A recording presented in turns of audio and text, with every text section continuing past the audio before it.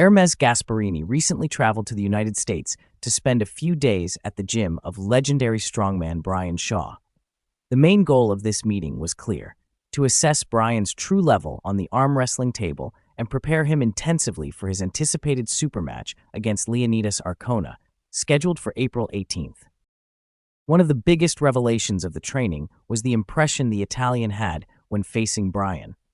Ermes was surprised by the size and raw strength of the American's hand, noting that it felt almost like when he pulls against Levan Saginashvili. Yeah, I feel my hand like when I pull it with Levan, almost. To make the training as realistic as possible, Ermes adopted the stance and style that Leonidas Arkona typically uses, the open toproll.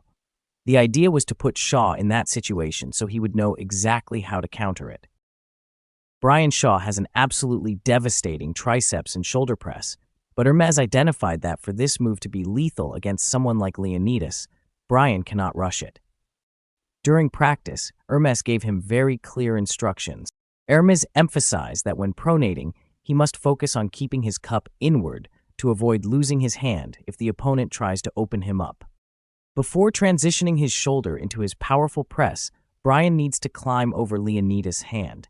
This will allow him to settle into a dominant top position, making his final drive unstoppable.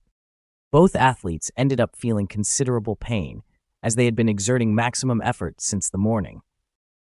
However, Brian Shaw showed an excellent mindset, stating that it was a good thing because, when so fatigued, the areas he needed to work on became exposed. Ermes supported this idea, assuring him that feeling that fatigue and understanding one's weaknesses is the most important step toward improving in this sport.